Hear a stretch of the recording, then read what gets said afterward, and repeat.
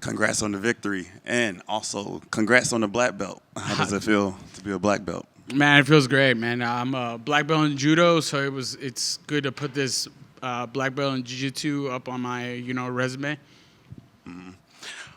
Was this the victory you wanted? Did it go the way you had planned all training camp? Yeah, for sure. It's always going to be tough to get these finishes on other big names. He's a well experienced fighter. He's been in the UFC for a long time.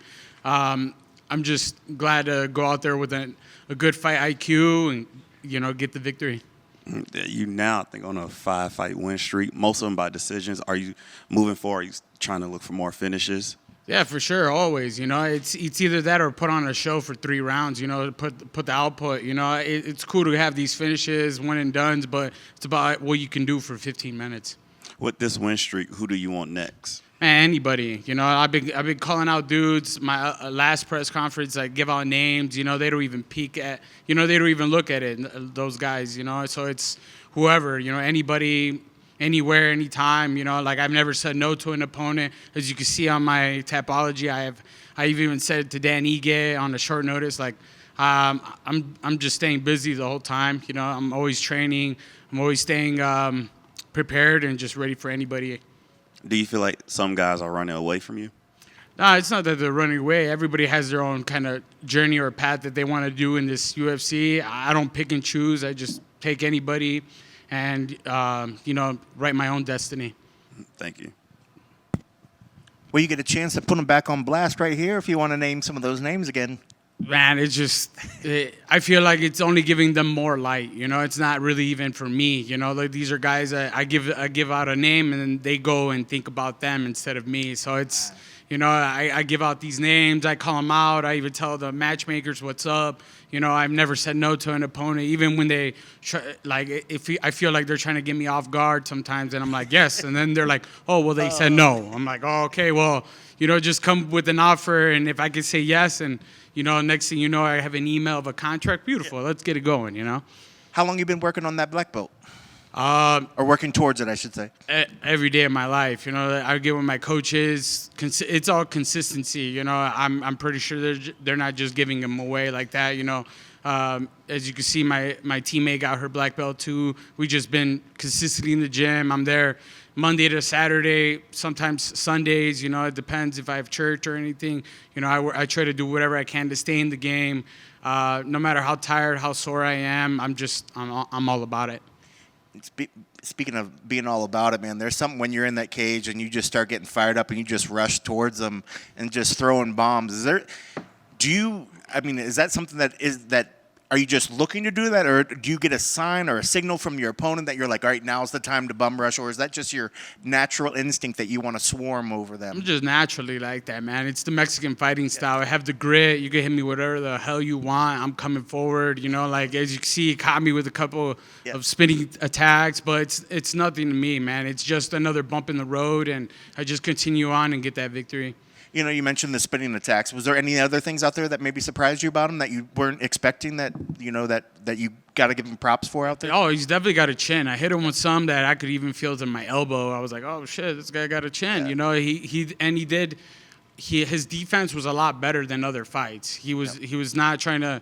I could see he wasn't trying to do too much, but we could see that he was getting desperate. I was here in my corner. He was getting desperate on the spin attacks. So I was really trying to calculate that and just do me and, hit him with everything I got, switching up my stance, getting the throws, doing it, putting a display in 15 minutes of what Chepe can do and what I'm going to do in the future. That's awesome. Is the fingers just jammed up, or you think you maybe busted one? Yeah, I probably busted up one, but it's part of the game. If you come out clean, I don't think you really fought, So I feel like I go out there all the time. I'm always going home bruised or something beat up, something cut, and it just shows me that I'm on the right path to all these victories. And being on the right path, it's always interesting. I know a lot of fighters love. It's one thing to hear praise from us, but then when you hear praise from your peers, I think when you go back and watch this, you're going to hear the commentary team talk about your fight style, and they reappreciate the way that you attack things in there. How does it make you feel knowing that you're getting props from your UFC peers and out there? Yeah, it feels good. I hear it all the time. Guys get knocked out, and they try to they're like, oh well, that's easy to do. Like that's why I'm trying to put a display out there of, man, I could beat someone's ass for 15 minutes, and I won't let up.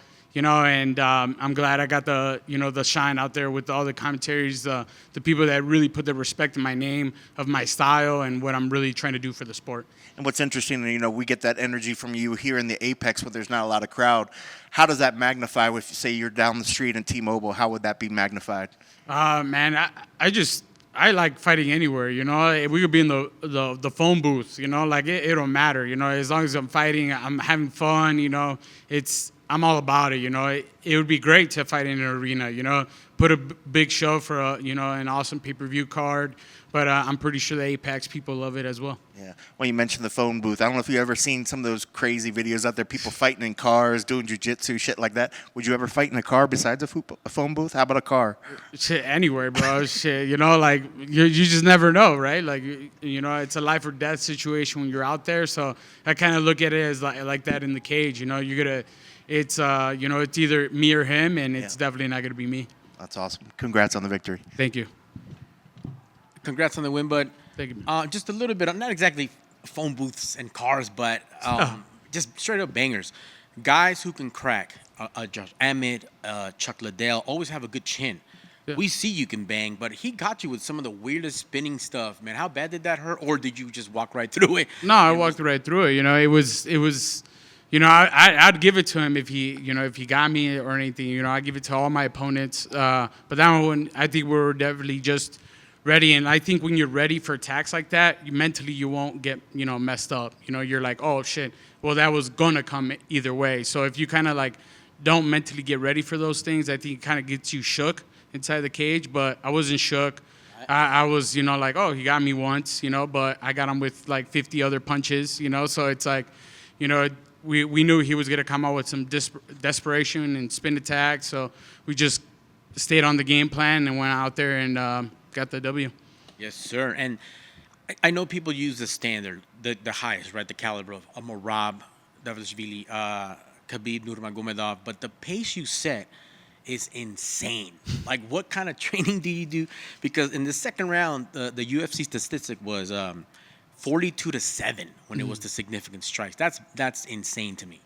Yeah, man, just staying busy. That Mexican fighting style of just consistency and breaking the guy little by little. Like I said, man, you won't see numbers like that in other fighters. I'm a different fighter. I have a pace that no other fighter has. I'm just built different, and I'm here to show that I am that different.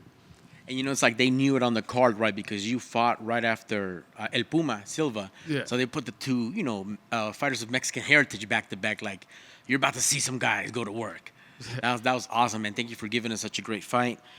I know March is going to be a big month. Let me kind of pivot. How's everything with the baby and coming up? We got some big news, right? Yeah. My baby's doing 10 days. Hopefully not right now. So, I'm trying to get, I got to get to that phone call and see how my lady's doing. But yeah, man, just looking forward to that. Got the baby room ready, got all these things ready. So even I could go home and relax and, get, basically my woman's on a fight camp. So we just been doing our right things, the right things for the, for this fight. And then, obviously for when my daughter is born. Yeah, that's it. That's awesome, man. And how perfect that big win, ESPN Plus showcase, baby girl's on the way. But how does that affect the rest of the year? I'm sure you want to be with your daughter. Yeah, no, but we know this. My partner even knew what was up. When we got this fight offer, she's like, you're not going to say no, right? And I was like, oh, yeah, for sure. She's like, let's get to it. So we got the nutritionist.